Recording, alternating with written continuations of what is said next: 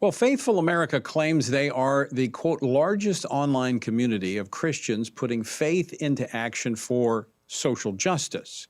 Our members, Catholic, Protestant, and more, are sick of sitting by quietly while Jesus' message of good news is hijacked by the religious right to serve a hateful political agenda, end quote. Now, one thing Faithful America clearly has an issue with is the First Amendment. With their constant crusades to silencing those who would dare to disagree with them, including yours truly. But their latest targets are One America News, Newsmax, and Real America's Voices. They cannot tolerate any voice that would speak truth in the culture that is coming from the Christian community. Joining me now to highlight how Faithful America has been unfaithful to the First Amendment is Parker Thayer. Parker is a research assistant at Capital Research Center. Parker, welcome to Washington Watch. Thank you so much for having me on, Tony. So, Parker, I want to start with what is Faithful America and how did this organization begin and who funds them? Yeah, so Faithful America, as is common with left-wing advocacy groups, they were essentially spawned out of an organization called the Citizen Engagement Lab. Now, if that doesn't really explain to you what that organization is, that's by design. Now, these organizations, what they specialize in is creating pop-up nonprofit advocacy groups that can, claim to be experts on topics, claim to have grassroots support, when in reality they're backed mostly by billionaire supporters, sometimes powerful labor unions. A lot of them claim to be religious organizing groups, but the reality is they have almost no real world support, no real grassroots connection. They're just paid for advocacy groups that pop up wherever the Democratic Party and the left need someone to speak up for them.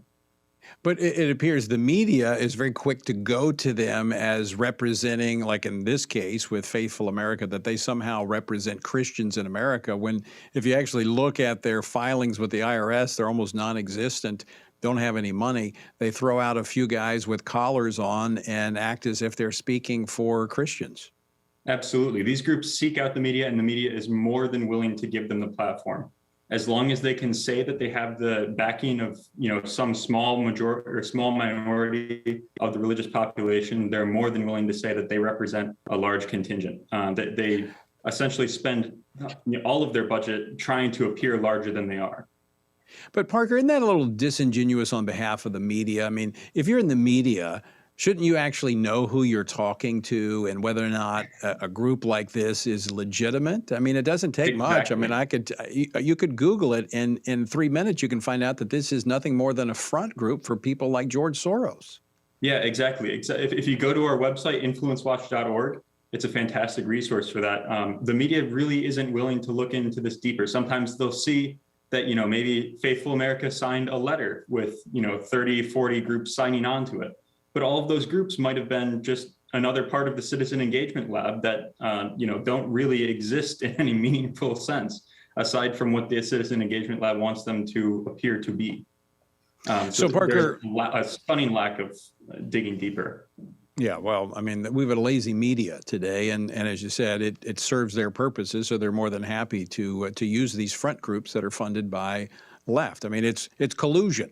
It's collusion, maybe not with Russia, but it's collusion. Mm-hmm. So right now, Faithful America is targeting One America News, Newsmax, Real American Voices, trying to do they're doing an online petition, trying to get people to sign it, to have Roku and Pluto TV take these programs off. They want them off cable.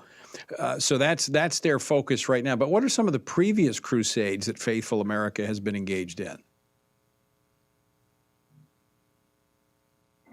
One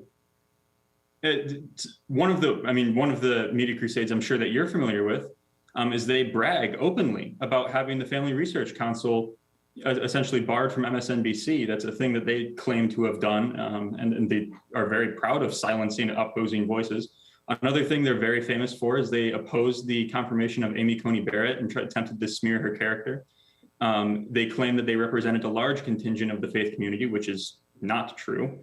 And that there was a Christian consensus against Amy Coney Barrett, which it couldn't be further from the truth as well. the faithful America, they get attention from the media, but they're also very talented at bullying the media into complying with the narrative that they sell. Yeah, and again, I think I put a lot of the blame on the media. I mean, anybody in this country has a right to go out, create an organization, make noise, make claims, whatever they want to do. I mean, that's fine with me. But the media gives them this platform and elevates them when the media knows good and well. This is nothing more than a front for leftists who are claiming to be something they are not, and the media plays along with the charade. Absolutely. Let me, before we run out of time, we just got a couple minutes here, but you've been working on something else as well, and it's tied into elections. It's all tied into the media, and it's Mark Zuckerberg with Facebook, who put in over $300 million into the last elections. You've got a report. You've been digging down to see where these Zuck Bucks went, what jurisdictions got them, and what states are taking actions to make sure this outside money does not influence elections. Absolutely. So for the viewers who might not know the whole story, Mark Zuckerberg decided during the 2020 election that local election offices, your county election clerks, needed more money to conduct the 2020 election because of the massive anticipated mail-in voting and the problems of COVID. He allocated nearly $400 million for this effort, and he sent the money directly to local county election administrators, county clerks, Secretary of State offices around the country in numerous states. That all seems good and well, but the problem is that these funds were distributed in a way designed to boost the turnout of particularly Democratic-leaning areas in battleground states. Yes. Georgia, for example, got over $45 million from Mark Zuckerberg's funded Center for Tech and Civic Life, the organization he used to conduct these activities. And instead of paying for personal protective equipment or COVID safety measures, it seems a large majority of the money was spent on nonpartisan voter education. In particular areas.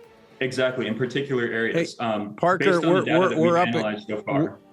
we're up against a break, but I want to get you back on to talk about this report because I think it's very enlightening, and it underscores why many states are taking action. So thanks for joining us today. We'll be back in touch with you. Folks, stick with us.